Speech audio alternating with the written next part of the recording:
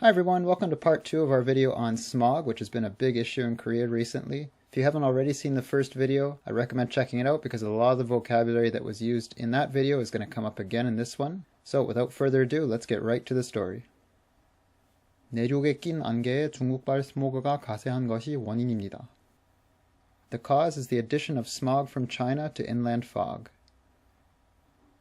끼다 is almost always used with ange in this combination to mean something is foggy or something is misty. And I've included here the Korean definition so that you can see more clearly what exactly it means when it's being used with ange, because in English we don't really have a verb that we would have to use with ange. We can just say something is foggy or something is misty.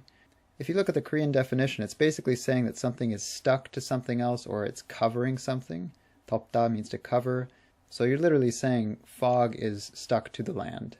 And let's have a look at this word here, 중국발. So 중국발 is just a combination of 중국 plus 발, which is the same character, the same 한자 as in 출발, which means to leave from something, to depart from something. So 중국발 means from China. And if you look back at the sentence, we said it was 중국발 스모그, so it's smog from China. 그런데 상황은 앞으로 더 심각해질 가능성이 큽니다. But there is a high chance that the situation will get even worse in the future. This is a pretty straightforward sentence. There's nothing really that I'd like to point out here, so if there's any words you don't know, just note them down and we'll move right on with the next one. 중국이 대기질 정책을 한 단계 후퇴시켰기 때문입니다. This is because China has taken a step back from or pulled back on its air quality policies. 대기질 정책 are words that we saw in the first video, but in case you haven't seen that, just to quickly give you the definition.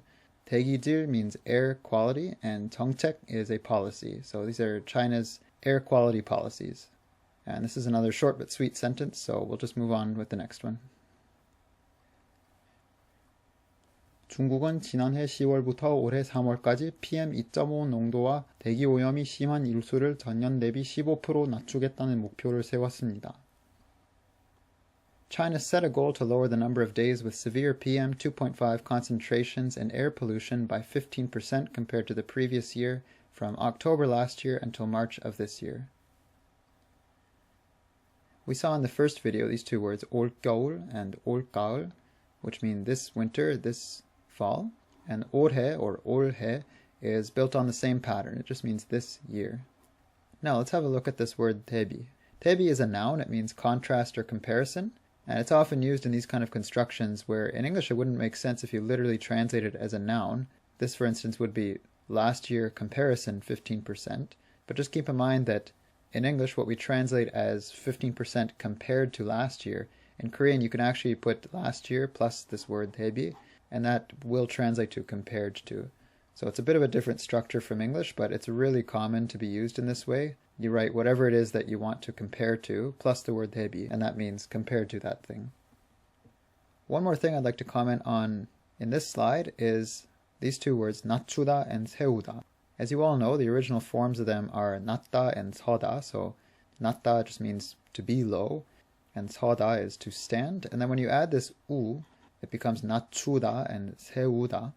It becomes more sort of active, so it's not just to be low, but when you add u to make 낮추다, it becomes to lower something, to make it lower.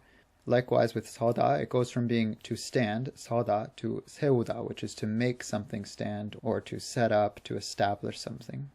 And there are a few other words like that, where adding this u in the middle turns it into a more active form of the original verb. 제철소 화학공장 등 주요 미세먼지 배출원과 공장을 가동 중지하는 대책도 시행했습니다.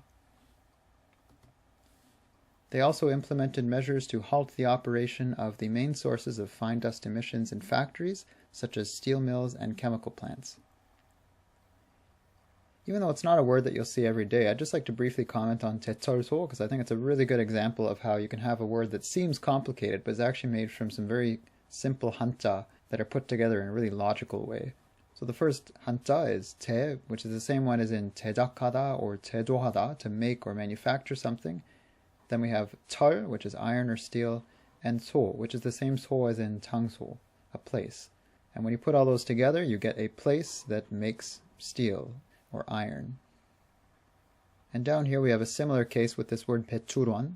which is a combination of petul plus one. Petul means to emit or discharge something. The hanta, if you break them down, literally mean to force or to push out. So pushing something out is to emit it or to discharge it, plus one, which is the same one as in the word wanin, for instance. And one actually means origin or source. So this is the source or origin of emissions. And down here, tetek is a word that we've already seen actually part of it before. Tek is used in tongtek, it's the word for policy. And if you break down this word tongtek, tong is the same tong as in tongbu. It means to rule or to govern. And tek is a strategy or a plan, which is what a policy is. It's a strategy or it's a plan that the government comes up with to govern or to rule the country. So coming back to tetek, we now know what tek means, a plan or a strategy. Te means to face or to respond to something. So if you put these two together, tetek is a plan to respond to something. And that's why in English we translate this as a measure or a countermeasure. And with that, I'd like to bring today's video to a close. There's going to be one more video on this particular news story.